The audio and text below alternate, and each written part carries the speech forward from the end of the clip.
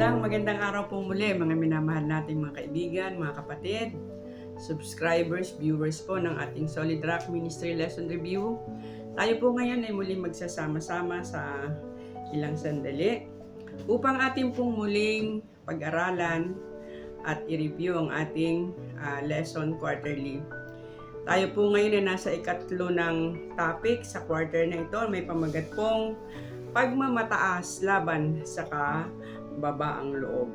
At kagaya po ng ating ginagawa, atin po munang babanggitin ang mga pangalang ito: Orlan de la Roca, Mirna Medina, Maria Bacan, Ben Galauria, Helen Sanchez, Emilio de la Cruz Jr., Vincent Burgos o Bugos, Lucia Ocampo, Ismael Muhammad, Mias Agapay, Christian Edison Marti, Lerio Riguez, Shell Team ng Europe, J.R. Gimoros, Mary Jane Tornilla, Margie Bandol, Vanessa Sogirit, Lulu Alatiit, Jeron Imelda, Gat Alatiit, Jeremias Corpus, Florinda Costudio, Adela Hara, Felipe Rojas, Noel Bombeo, Jonathan Lavinia, Ezequiel Bobiles, Rafi Gordolan, Loida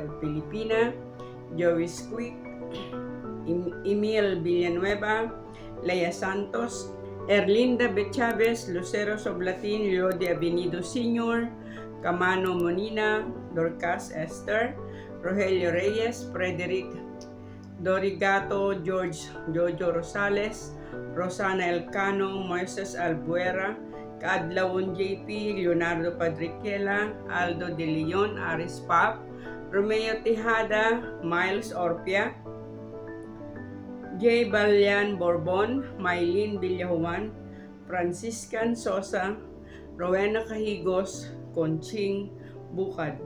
At muli po naming mabanggitin ang mga churches po na gumagamit ng ating programang ito bilang source ng kanilang lesson review tuwing Sabado. Kami po ay bumabati sa inyo ng magandang araw ng Sabat. Sa Malaban Seventh-day Adventist Church, Pinyang, Laguna, sa pangunguna po ni Sir Gat Alatiit at ang mga kasamahan niya sa church. Magandang araw po sa inyo. Atin po munang hilingin ang patnubay ng ating Panginoon. O Diyos na makapangyarihan sa lahat, sa oras pong ito, o sa araw na ito, kami po'y muling nagpapasalamat pagkat napakabuti mo po, Panginoon, lalo na po sa programang ito, na amin pong nalalaman na marami po ang natutulungan upang kanilang mas maunawaan ang nais mo ipabatid sa kanila sa pamamagitan po ng mga lesson quarterly. Kami po ay muling humihiling ng inyong patnubay. Buksan po nawang muli ang aming mga isipan sa aming pag-aaral na ito ng inyong banal na salita. At gabayan po kami kasabay Panginoon ng paghingi po namin ng kapatawaran sa aming mga kasalanan at pag-request din po na sana po kami patuloy na gabayan ng inyong Holy Spirit. Sa pangalan po ng aming Panginoong Jesus. Amen. Ang ating pong memory verse o talatang sauluhin ay makikita po natin sa Lucas 14:11, sapagkat ang bawat nagmamataas ay ibababa at ang nagpapakababa ay itataas. Marahil marami tayong kilala o mga kakilala, mga taong super ang taas ng tingin sa kanilang sarili. Mga taong sila ang laging tama, sila ang magaling, silang matuwid. Mga taong hindi mo maaaring turuan o bigyan ng suhestyon. Mahilig mamuna ng mali ng iba at laging itinataas ang sarili higit sa lahat. Hindi kaya ganun ka din? Kapag ka ating itinuturo ang iba na pawang mapagmataas at hambog, hindi kaya sinasabi lang natin na tayo ay ganun din? Tayong lahat ay nakikipagpunyagi upang labanan ang ating sariling pagmamataas. Ito ay nangyari sapagkat gustong-gusto nating madama na tayo ay may halaga, hindi po ba? Subalit dapat nating malaman na tayo ay mahalaga sapagkat tayo ay mga tinubos ni Kristo. Ito ang dapat batayan ng halaga ng bawat isa sa atin. Pag-aaralan natin ngayon ang epekto ng pagmamataas sa ating buhay at papaano itong nakakaapekto sa relasyon natin sa Diyos at sa ating kapwa. Ano ba ang itinuturo ng Biblia tungkol sa kapakumbabaang puso sa harap ng Diyos at ating kapwa? Narito po ang mga katanungan na ating pong pag-uusapan sa araw na ito. Number 1, ano ang dalawang uri ng pag-ibig at papaano ito nagkakalaban? Number 2, papaano nahahayag sa buhay ng mga mananamba ang dalawang uri ng sinasabing pag-ibig sa Diyos at katwiran? Number 3, papaano tinuturuan ng Diyos si Moses ng tunay na kadakilaan at pag-ibig? Number 4, ano ang pinaka-kasuklam-suklam na katangian sa harap ng Diyos? At panglima, ang huling katanungan, ano ang panawagan ng Diyos para sa atin? Balikan po natin ang question number 1, ano ang dalawang uri ng pag-ibig at papaano ito nagkakalaban? Sige po, tayo po ay magpapatuloy na naman sa ating pag-aaral. Ating pong titingnan ano ba ang sinasabi ng banal na kasulatan tungkol sa uri ng pag-ibig na mayroon sa sanglibutang ito. Titingnan po natin sa Juan 3:16. Sapagkat gayon na lamang ang pagsinta ng Diyos sa sanglibutan, na binigay niya ang kanyang bugtong na anak upang ang sino mang sa kanya'y sumampalataya ay huwag mapahamak kundi magkaroon ng buhay na walang hanggan. Yan, dito po sinasabi, gayon na lamang ang pag-ibig ng Diyos sa sanglibutan na kanyang ibinigay ang kanyang bugtong na anak. Subalit kung ating pong babasahin ang 1 Juan 2:15 hanggang 17, para bagang itong dalawang talatang ito ay nagkakalaban. So titingnan po natin, pakinggan po ninyong mabuti. Huwag ninyong ibigin ang sanglibutan, ni ang mga bagay na nasa sanglibutan. Kung ang sino man ay umiibig sa sanglibutan ay wala sa kanila. Kung ang sino man ay umiibig sa sanglibutan ay wala sa kanya ang pag-ibig ng Ama. Sapagkat ang lahat na nasa sanglibutan, ang masamang pita ng laman, at ang masamang pita ng mga mata, at ang kapalaluan sa buhay ay hindi mula sa Ama, kundi sa sanglibutan. At ang sanglibutan ay lumilipas, at ang masasamang pita niyaon, datapwat ang gumagawa ng kalooban ng Diyos ay nananahan magpakailanman. Ayan, so dito po pinag-uusapan po rito ang pag-ibig ng Diyos sa sanglibutan. Dato po sinasabi sa 1 Juan na sino man ang umiibig sa sanglibutan, wala sa kanya ang pag-ibig ng Diyos. Ano po ba yung pagkakaiba? Kung papansinin po ninyo, yung object ng pag-ibig at yung kanyang objective. Sa Juan 3:16, ang sinasabi, ang pinaka-object ay yung taong mga makasalanan. Naibig ng Panginoon na ito ay maligtas.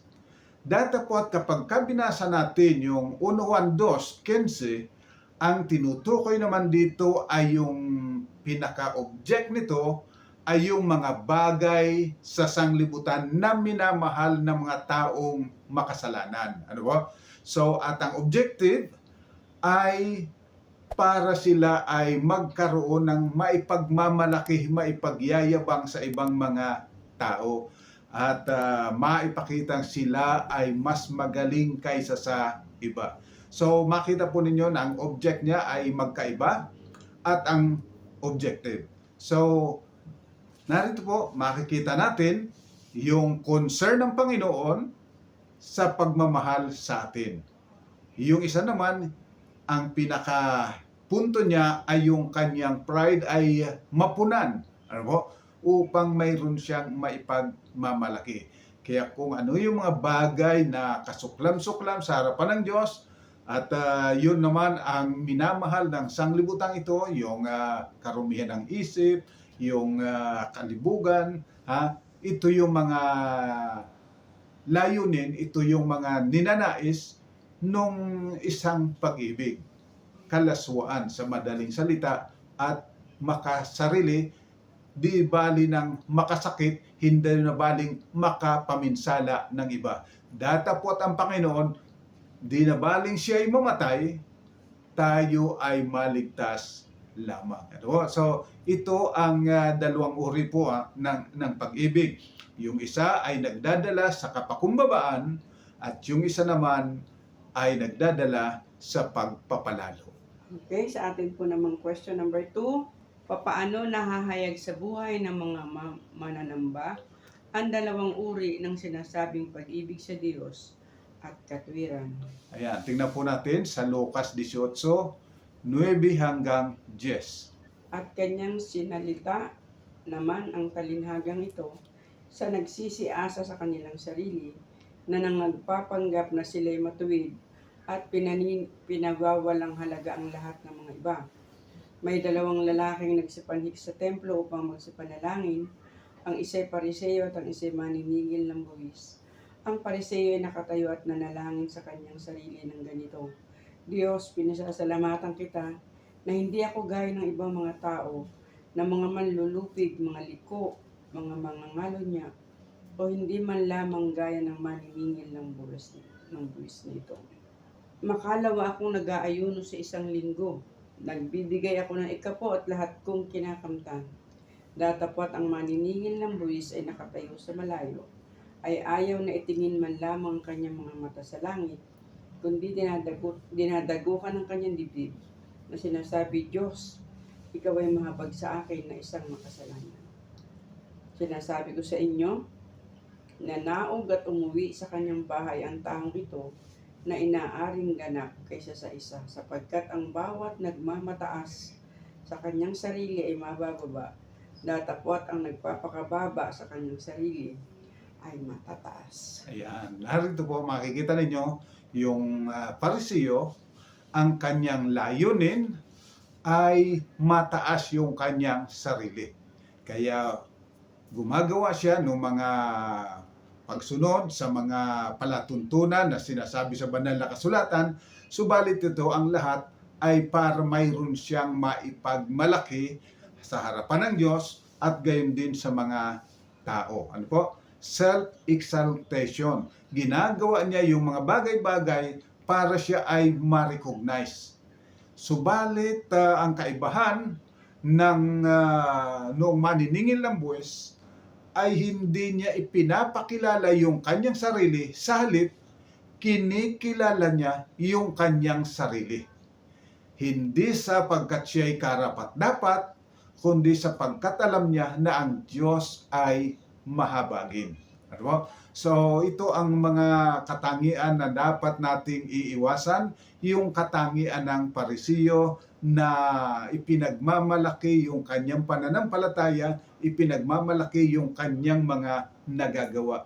Hindi nalulugod ang Panginoon kailanman, sapagkat wala tayong tunay na nagagawang ayon sa kalooban ng Diyos maliban na tayo ay pangunahan ng banal na Espiritu. Kaya wala tayong maaaring ipagmalaki sa harapan ng Diyos, sa harapan ng mga tao, sapagkat kung tayo man ay nakagagawa ng kautusan ng Diyos ayon sa Espiritu nito, ay dahilan sa Espiritu ng ating Panginoon. Sapagkat ang wika ng Panginoon, kung kayo'y hiwalay sa akin, wala kayong magagawang anuman.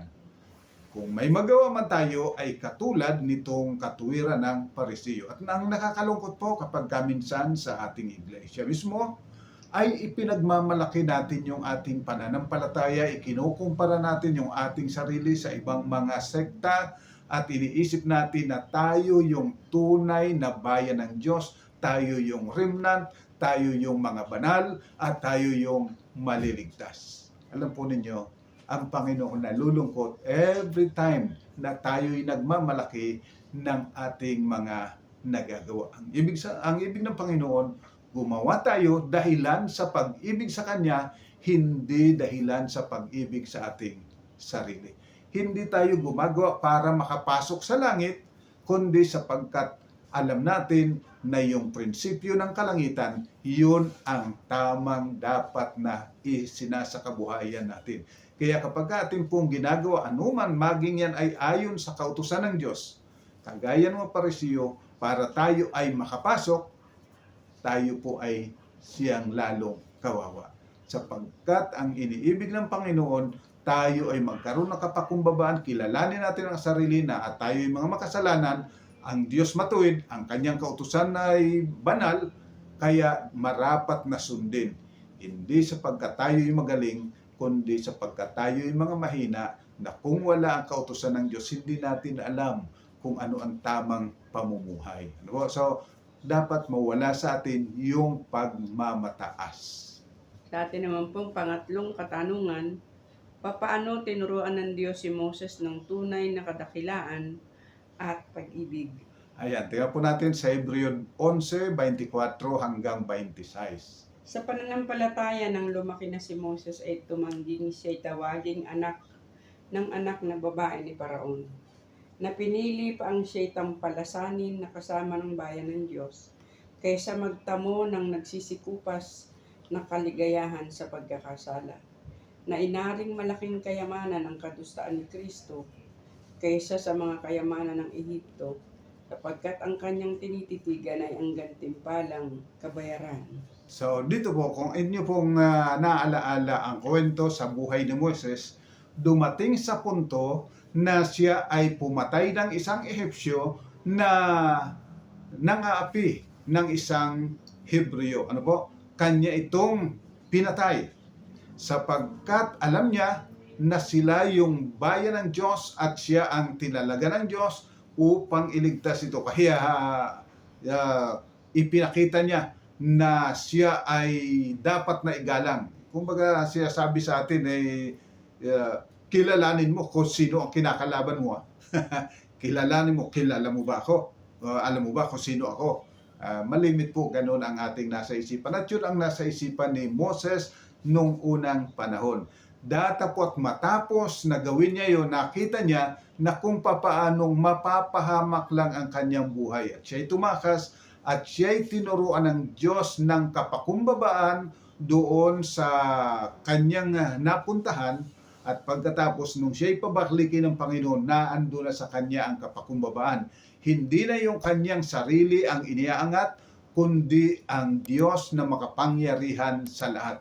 Hindi na niya dinadala na kilalanin ninyo kung sino ang kalaban ninyo, kundi dapat makilala ninyo ang Panginoong Diyos. At dahilan doon, siya ay naging handa, ang wika, na siya ay makasama nung mga dinuduwagi kaysa siya ay magmana doon sa kapangyarihang pangsamantala ng mga paraon. Ano po? Maaari sana siya na ang susunod na magiging paraon, magiging susunod na hari. Datapot mas pinili niya ang kadustaan raw na kasama ng bayan ng Diyos. Sapagkat alam niya na marapat kung mayroon mang dapat na mangyari ay hayaan na ang Panginoon ang gumawa sa kanila. Ano po? Hindi sila ang gagawa para sa Panginoon. Hindi kagaya nung una niyang ginawa, gusto niyang gumawa para sa Panginoon, para mailigtas yung bayan. Ngayon, siya ay lubusang nagtitiwala sa Panginoon na ang Panginoon ang siyang manguna, siya ang gumawa at siya ay naging tagapagsalita lamang ng Panginoon sa kanyang mga panukala. Okay po, at ngayon naman sa ating pang-apat na katanungan, ano ang pinaka-kasuklam-suklam na katangian sa harap ng Diyos? Ayan, tingnan po natin sa Lucas 22:24 hanggang 27. At nagkaroon naman ng isang pagtatalo-talo sa gitna nila kung sino kaya sa kanilang ibibilang na pinakadakila. At kanilang sinabi sa kanila, ang mga hari ng mga hintil ay napapanginoon sa kanila, at ang mga may kapamahalaan sa kanila ay tinatawag ng mga tagapagpala. Datapwat sa inyo'y hindi gayon, kundi bagkos ang lalong dakila sa inyo'y maging tulad sa lalong bata, at ang nangungulo ay maging gaya ng naglilingkod. Sapagkat alin ang lalong dakila, ang nakaupo baga sa dulang o ang naglilingkod? Hindi baga ang nakaupo sa dulang? Datapot ako'y nasa gitna ninyo, naggaya ninyong naglilingkod. Ayan, sinasabi ng Panginoon, sa sanlibutan ito, kapag ka ikaw ay gustong maging dakila, gusto mo ikaw ay nakaupo lang at ikaw ay pinaglilingkuran. Datapot ang wika ng Panginoon, narito ako upang maglingkod. So ang pinakamodelo natin ay ang ating Panginoon, hindi yung mga nakikita natin sa ating kapaligiran. Sapagkat sa lupang ito, ang natanim na sa puso at isipan ng tao ay yung pagtataas sa kanilang mga sarili. At kung ating pong titingnan sa Isaiah 14:12 hanggang 14, makikita natin yung kaibahan ng Diyos, kaibahan ni Kristo kay Satanas. Tingnan po natin. Ano't nahulog ka mula sa langit, ala sa umaga, anak ng umaga, paanong ikaw ay lumagpak sa lupa, ikaw na siyang nagpahina sa mga bansa, at sinabi mo sa iyong sarili, ako'y sasampa sa langit, aking itataas ang aking luklukan, sa itaas ng mga bituin ng Diyos, at ako'y uupo sa bundok ng kapisanan, sa mga kaduluduluhang bahagi ng hilagaan. Ako'y sasampa sa itaas ng mga kaitaasan ng mga alapaap. Ako'y magiging gaya ng kataas-taasan. Gayon may mabababa ka sa Siol, sa mga kaduluduluhang bahagi ng hukay. Yan. So dito po makikita ninyo yung katangian ni Satanas.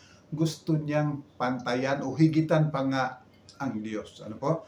Ibig niya na siya ay paglingkuran. Sa halip na maglingkod, ibig niya siya ay paglingkuran. Ito ang isipan ng demonyo. Ito ang isipan ni Satanas. Kakaiba sa isipan ni Kristo na bagamat siya ay Diyos, nag-anyong tao, nakitulad sa atin bilang isang alipin at naging masunurin hanggang sa kamatayan doon sa krus. So sa harapan po ng Diyos, ang pinakakasuklam-suklam ay yung karakter ni Satanas. Mapagmataas. At yan po ang dapat napaka-iwas-iwasan natin bilang nagsasabing tayo ay mga lingkod ng Diyos. Tatandaan po, tayo ay namulat sa kalagayang ito na ang gusto parati yung itinataas natin yung ating sarili. Ayaw natin na tayo'y inilulockdown. Hindi na baling tayo ang mang-lockdown sa iba, huwag lang tayo ang ma-lockdown. Ano po? Subalit ito po ay karakter, katangian ni Satanas. Ang sabi ng Panginoon, ako'y naririto upang maglingkod. Kaya yung nag-iisip yung mga alagad, sino ang magiging pinakadakila? Sabi ng Panginoon, hindi ganyan. Sa sanlibutan, ganyan. Subalit sa kaharian ng langit, hindi gayon. Nakikita naman ninyo ako'y narito, hindi upang paglingkuran, kundi upang maglingkod. Okay po, at ngayon sa ating last question, number 5, ano ang panawagan ng Diyos para sa atin? Ayan, tingnan po natin sa Filipos 2:3 hanggang 8. Na huwag ninyong gawin ang anuman sa pamamagitan ng pagkakampi-kampi o ng pagpapalalo, kundi sa kababaan ng pag-iisip na ipalagay na ang bawat isa ang iba na lalong mabuti kaysa kanyang sarili. Huwag tingnan ng bawat isa sa inyo ang kanyang sarili, kundi ang bawat isa naman ay sa iba't iba. Magkaroon kayo sa inyo ng pag-iisip na ito'y na kay Kristo Jesus din naman, na siya bagamat nasaan yung Diyos, ay hindi niya inaring isang bagay na nararapat panangnan ang pagkapantay niya sa Diyos, kundi bagkos hinubad niya ito at nag-anyong alipin, nakitulad sa mga tao, at palibasay nasumpungan sa anyong tao, siya ay nagpakababa sa kanyang sarili, nagmasunurin hanggang sa kamatayan. Oo, sa kamatayan sa krus. Ayan. So napakaliwanag po ng sinasabi magkaroon daw po tayo ng pag-iisip na gaya ng nakay Kristo. Huwag kayong nagmamalaki at tinitingnan yung iba. Sa halip, isipin ninyo na mas magaling sa inyo yung iba. Itaas nyo na yung iba, huwag lang yung inyong sarili. So, dito po ay ang hinihingi ng Diyos ay kapakumbabaan at pag-ibig sa ating kapwa. Laban doon sa kayabangan at pagiging makasarili. Ano po? So, minamahal, ito po ang panawagan sa atin ng Panginoong Diyos. Tayo ay magkaroon ng isipan na katulad ng nakay Kristo. Bakit po sinabi ito? sapagkat kagaya po ng nabanggit ko, tayo po'y ipinanganak na ang ating isipan kagaya ng isipan ng Diablo. Datapot ngayon, tayo ay mga anak na ng Diyos. At marapat, tayo ay nag-iisip na kagaya ng anak ng Diyos. Okay, at dito po natatapos ang ating talakayan sa araw na ito. Narito po ang mga summary ng ating mga pinag-usapan. Number 1, ang dalisay na pag-ibig o ang mga gawang mabuti ay laging nakatuon sa ikabubuti ng iba at sa ikaluluwalhati ng Diyos. Number 2, ang tunay na pagsamba ay ang pagkilala sa sariling mga kahinaan at kasalanan. Pagkilala sa mapagbiyayang Panginoon. Number 3, ang tunay na kadakilaan ay ang pagpapakababa sa sarili at pagtataas sa kadakilaan ng Diyos. Number 4, ang pagtataas ng sarili ay isang ugat ng lahat ng kasalanan at pagiging kasuklam-suklam sa Diyos. Number 5, idalangin nating lagi na ang kapakumbabaan ni Kristo ang ating maging model. So mga minamahal, sana po muli kaming nakatulong sa inyong pag-aaral ng salita ng Diyos. At huwag pong kaligtaan na ito'y parati nating i-share sa iba upang marami pa ang makinabang sa ating pong pag-aaral ng salita ng ating Panginoon. Tayo po'y sama-samang manalangin. O Amang Banal, salamat po sa katotohanan ito na iyong ihinayag sa amin ngayon. Subalit alam mo, Amang Banal, na kami ipinanganak at namulat sa prinsipyo ng sanglibutang ito. Mga kahalayan, mga kahambugan, kasakiman, yan po ang aming kinagisnan.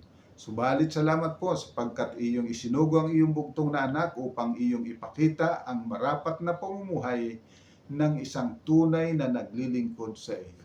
Salamat sapagkat ipinakita mo kung ano ang matuwid at makabubuti para sa bawat isa. Kaya Amang Banal, kami po'y nakikiusap. Tulungan po nawa kami ng Banal na Espiritu na amin pong maisakabuhayan ang pag-iisip ng aming Panginoon sa halip na ang kaisipan ni Satanas. Na magkaroon kami ng kapakumbabaan, magkaroon kami ng pag-ibig, magkaroon kami ng kahabagan at ng pagnanasa para sa ikabubuti ng aming kapwa, hindi parating yung mga bagay na makabubuti para sa aming sarili. O Amang Banal, ipagpatawad mo po nawa ang aming mga pagkukulang at pagkakasala at patuloy pong samasamahin kaming linisin upang mabigyan ng kaluwalhatian ang iyong dakilang pangalan. Pagpalain mo po, Amang Banal, ang aming mga kapatid na ito na patuloy na nag-aaral ng iyong banal na salita, patuloy na ito'y kanilang ibinabahagi at patuloy na nagtuturo sa iba. Ang iyo po nawang patuloy na pangunguna at pagpapala kamta ng bawat isa sa ngalan po ng aming Panginoong Jesus. Amen. So mga minamahal, hanggang po sa susunod, ang pagpapala ng Panginoon, kamta nating sama-sama, tayo'y magsama-sama muli sa pag-aaral sa susunod na Sanlinggo. God bless po.